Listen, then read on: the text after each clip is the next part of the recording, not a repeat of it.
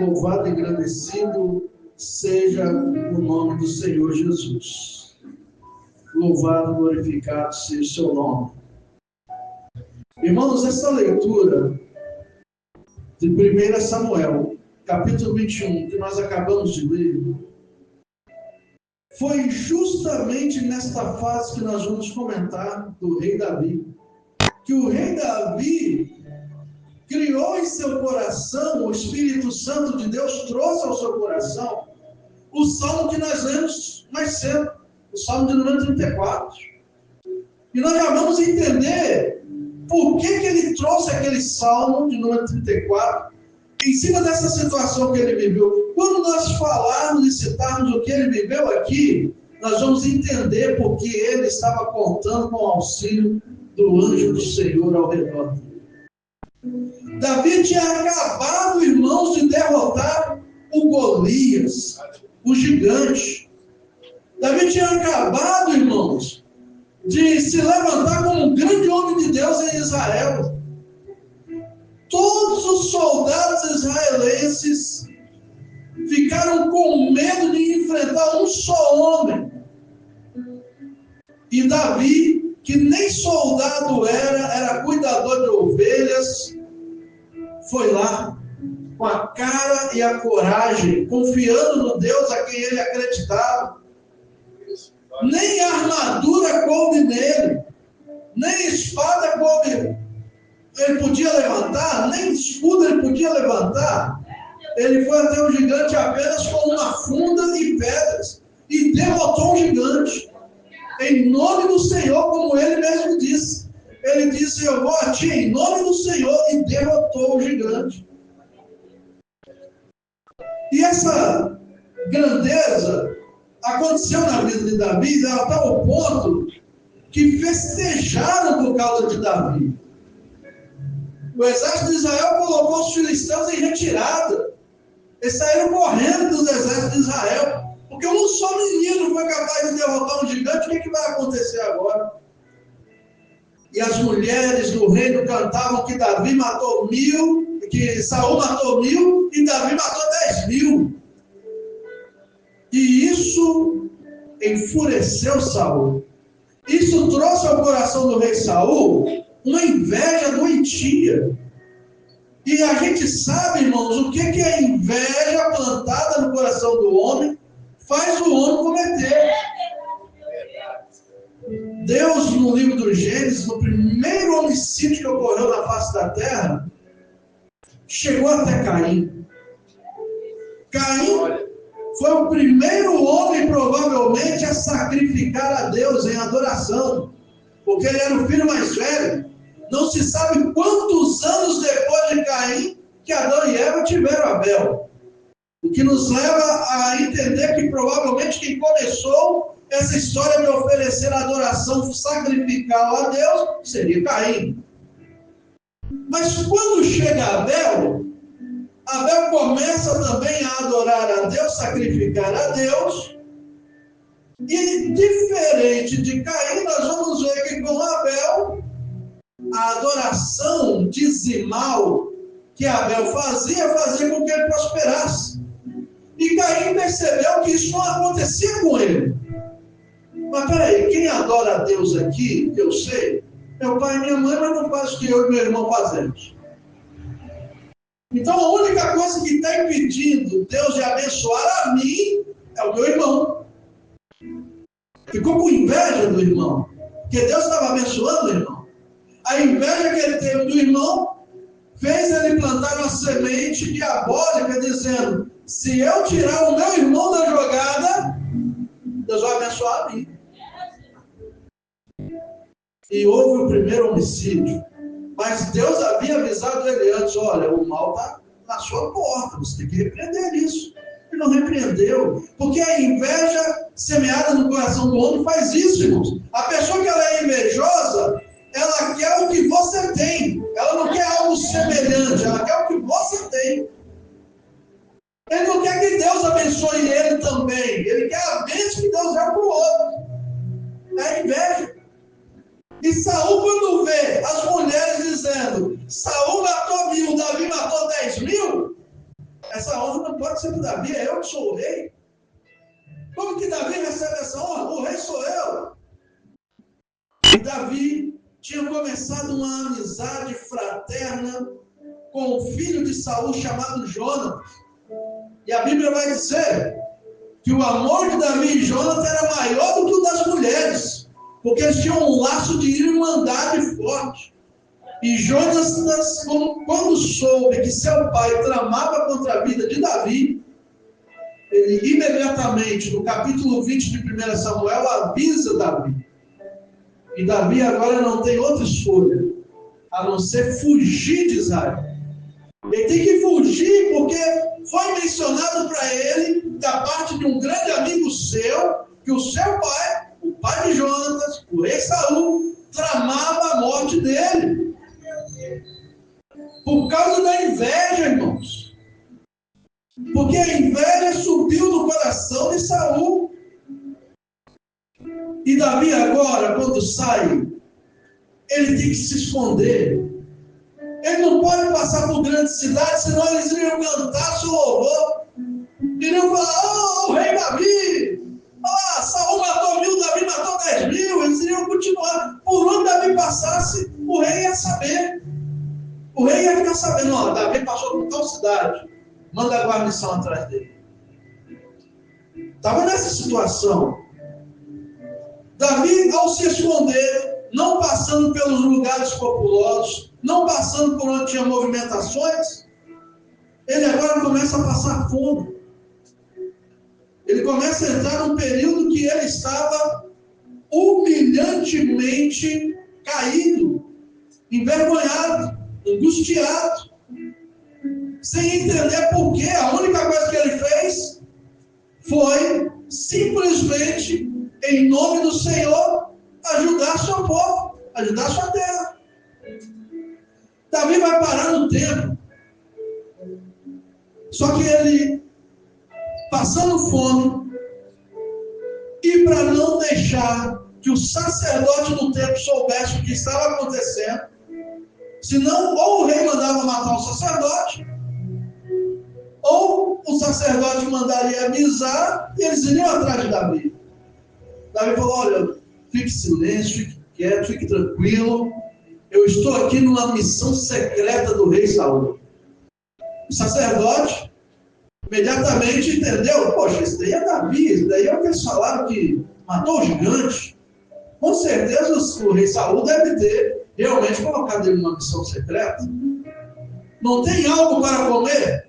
O sacerdote diz, olha, só tem os pães da proposição. Os pães da proposição só podia ser alimento para sacerdote. Era consagrado ao Senhor.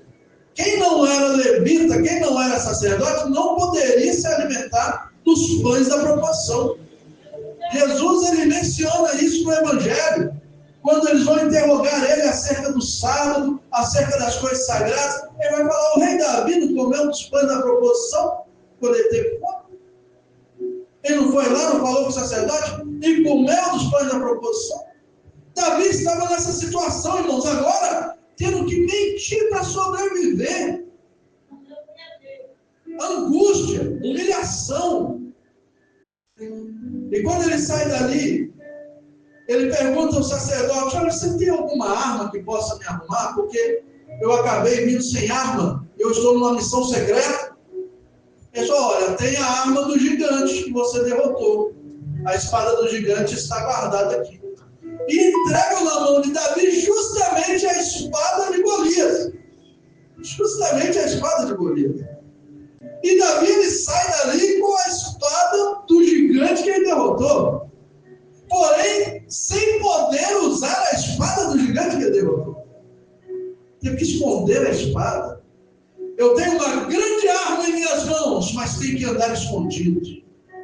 Eu tenho um grande poder que foi colocado em minhas mãos, mas eu não posso usar.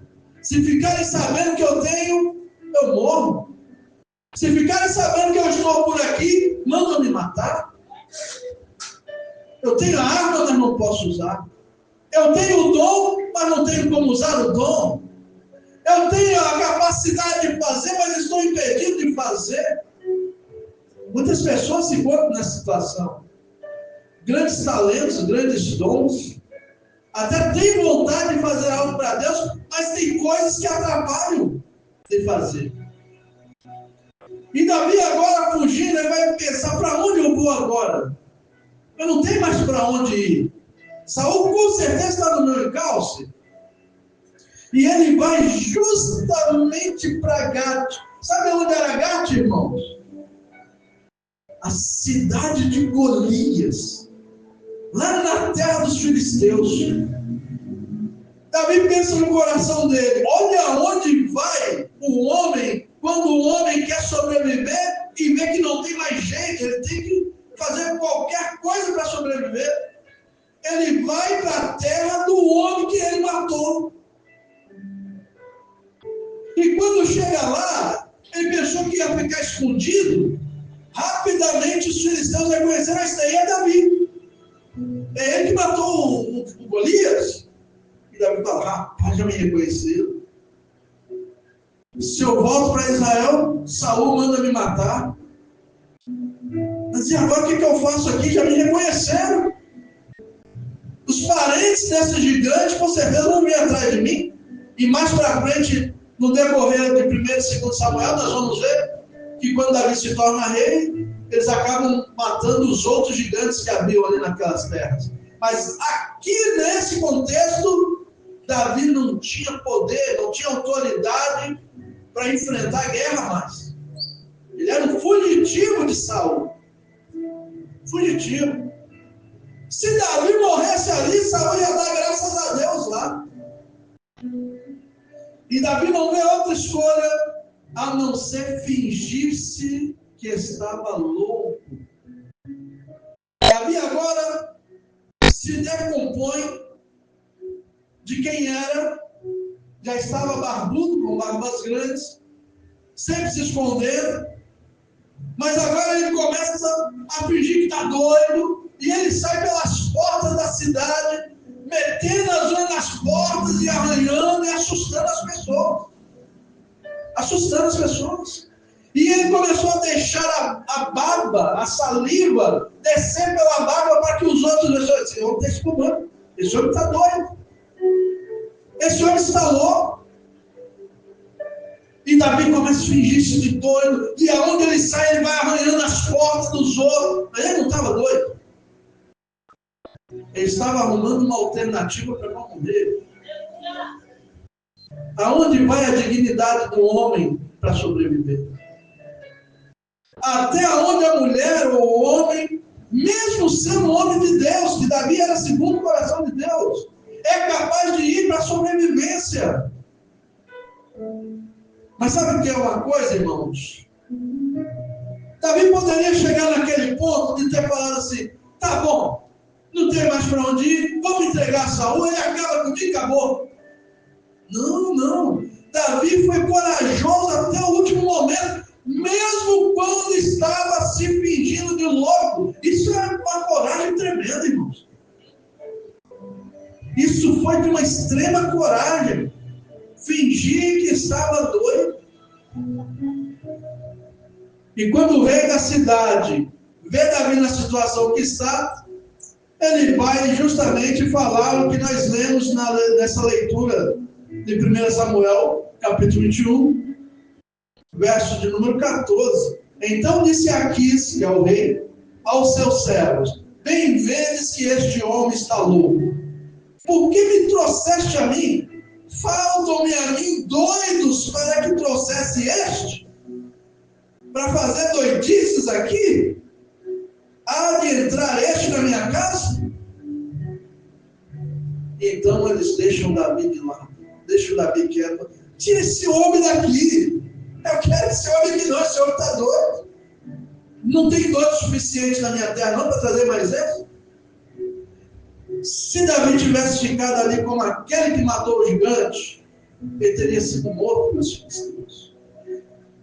E quando Davi ele volta, que ele vai para a caverna de Adulão, no capítulo 22 de 1 Samuel, e ele vai se encontrar ali na caverna de Adulão vários outros homens escondidos na caverna, por causa de dívidas, por causa de vergonhas.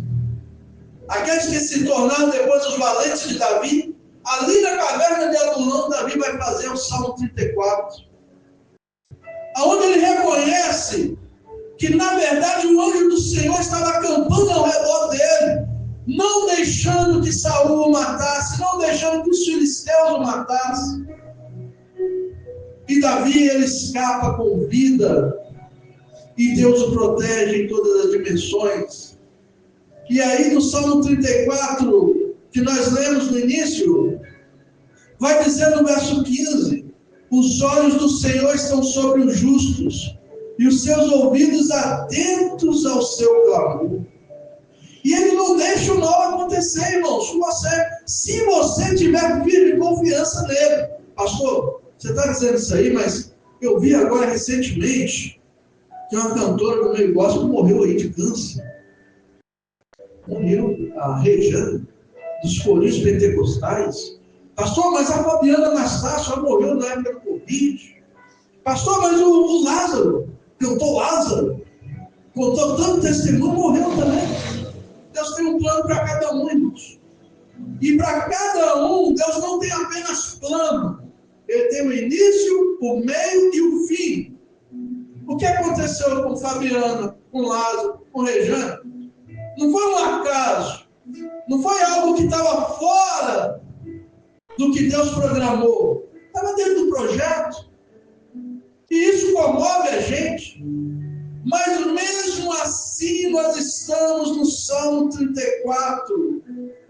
Os justos clamam e o Senhor os ouve e os livra de todas as suas angústias. Verso 18.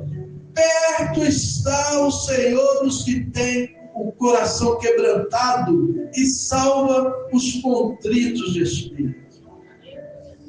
Só que a salvação, irmãos, ela não é só física. A salvação, ela começa dentro do nosso coração. Davi vai dizer no Salmo 51, não retires de mim a alegria da tua salvação. A salvação é dentro. Quando sentimos que somos e estamos salvos, nós somos diferentes. Porque tem o ser salvo e tem o estar salvo. Estar salvo, eu posso estar agora, mas eu posso perder a minha salvação. Mas eu sou salvo. Eu estou caminhando. Mas por um momento eu posso perder a minha salvação. Naquele momento eu não estava salvo. Qual momento, pastor? O momento que eu tive a queda, o momento que eu caí, o momento que eu me afastei, o momento que eu decidi não querer mais nada com Deus, eu deixei de estar salvo. Mas somos chamados para a salvação. Mas se temos o temor de Deus, nós voltamos a ser salvos e a estar salvos. Porque Deus, ele salva e livra todos aqueles que têm o coração contrito, irmãos. Aqueles que se arrependem. Aqueles que têm arrependimento. Aqueles que sofrem por causa do erro que cometeu. Porque tem pessoa que comete erro, mas não tem tristeza nenhuma. Não tem tristeza nenhuma.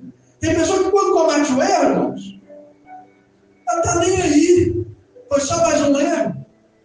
Ela pensa que pode continuar tranquilamente, que depois vai dar tudo certo. Não se entristece. Não pensa se prejudicou o outro. Mas aquele que tem arrependimento, e isso é um dom maravilhoso, ele chora. Ele se entristece. Quando ele sabe que ele errou, a primeira coisa que ele pensa, se foi com o outro, é se o outro foi prejudicado. Se foi com o outro, é o que pode estar acontecendo com o outro agora. Se foi diretamente com Deus, é como está o Senhor sofreu por mim naquela cruz, foi por mim, foi por minha causa. Esse tem arrependimento, ele sofre, ele sente a queda. E esses que têm arrependimento, que têm o coração contrito, o Senhor os livra, irmãos. Pastor, mas é aquelas que nós falamos? É porque chegou o momento. Quando chega o momento da pessoa, não tem livramento, porque está no projeto. Quando chega o momento da pessoa, que já estava desenhado por Deus, desde antes da pessoa ter vindo ao mundo, não tem jeito. O momento foi aquele. Ah, pastor, mas você não sabe, a pessoa decidiu. Ela pensa que decidiu, mas já estava escrito que iria ser assim, é projeto. E se fosse diferente, iria atrapalhar o projeto. Porque o projeto de Deus não é para uma pessoa, é para a humanidade inteira. E o que eu faço ou deixo de fazer, se é diferente do projeto de Deus, vira um efeito borboleta. Por isso Deus não deixa acontecer. Ele sempre leva para dentro do projeto dele. Ele sempre leva para dentro do controle dele. Ele está no controle de tudo. Quem levou Nabucodonosor até Israel? Foi Deus, foi instrumento de Deus. Pastor, mas Nabucodonosor escravizou Israel, fez Israel sofrer. Mas Deus disse que ele que estava usando. Para fazer o povo dele sofrer, pastor? Sim. A correção? Precisou? Estava no projeto. O projeto exigia que isso acontecesse. O projeto exigia que o pai batesse com o filho naquela época. O projeto exigia que o filho se afastasse do Senhor e depois voltasse diferente. O projeto exigia que aquele morresse de uma forma tão comovente para que outros aceitassem Jesus por causa daquela queda. O projeto de Deus é diferente do nosso, irmãos. Mas uma coisa nós temos que crer. Ele sempre está perto. Ele sempre livra. O anjo do Senhor está ao nosso redor. E nós temos que confiar no Senhor. Confiemos no Senhor. Experimentemos o Senhor. Se experimentarmos o Senhor, fica diferente. A gente só conhecendo e ouvir falar. Lembra do Jó? Jó falou, antes eu te conhecer e ouvir falar. Agora eu conheço o Senhor. Sabe por quê? Porque ele experimentou o Senhor. O Salmo 34 fala isso. Provar e ver que o Senhor é bom. Se a gente só olhar a história que os outros contam, se a gente só olhar o que nos falaram a respeito, nós vamos falar, poxa, mas esse Deus fez isso, fez aquilo. Mas se você provar, se você experimentar, você vai ver que o Senhor é bom. Amém, irmãos? Nesta noite eu peço a igreja se colocar de pé. Nós vamos estar fazendo esta oração, agradecendo por esse culto maravilhoso e também já despedindo a igreja para que cada um volte em paz e segurança para seus lares. Senhor Deus eterno, Deus Todo-Poderoso. Senhor, a tua palavra nos diz para provar e ver que o Senhor é bom. Senhor, e quando nós provamos, quando nós experimentamos, nós vemos os livramentos que o Senhor dá àqueles que te temem. Nós vemos aquilo que o Senhor já fez por nós. Nós vemos, Senhor, e recordamos e lembramos a cura que o Senhor já fez por nós em outras épocas. Senhor, e na verdade, se o Senhor não está fazendo agora, é porque não chegou a hora do Senhor fazer. E na verdade, se o Senhor não está fazendo agora, é porque o seu projeto exige que seja diferente. Mas nós cremos que o Senhor está na condução das nossas vidas. Nós cremos que tudo tem um destino certo. O Salmo 139 diz isso, que até os nossos cabelos estão todos contados.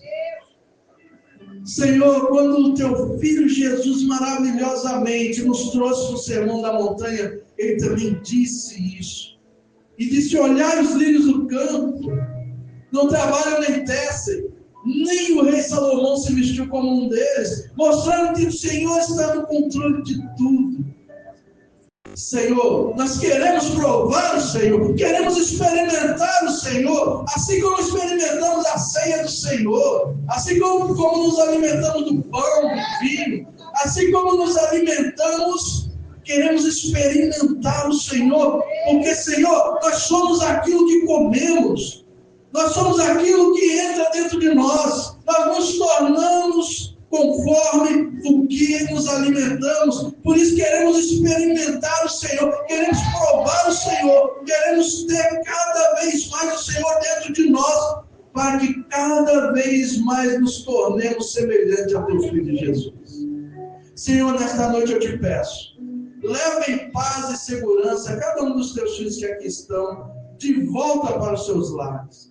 Livra, Senhor, de todos os males. Livra, Senhor, de todos os perigos. Livra, Senhor, dos vírus, das viroses, das bactérias, das armas biológicas. Livra os teus filhos de todo mal, Senhor. Livra os teus filhos dos males espirituais. Livra os teus filhos da inveja, Senhor, conforme nós vemos na leitura de hoje. Livra os teus filhos da maldade dos invejosos. Livra os teus filhos daqueles que planejam mal. É o que nós te pedimos nesta hora. Em nome do teu Filho bem amado, o nosso Senhor e Salvador Jesus Cristo. Amém, irmãos? Que o grande amor do Pai, a graça do nosso Senhor e Salvador Jesus Cristo e as doces consolações do Espírito Santo sejam com todos aqueles que aguardam e esperam a volta gloriosa do Senhor. Que todos digam, está encerrado em nome de Jesus. Amém?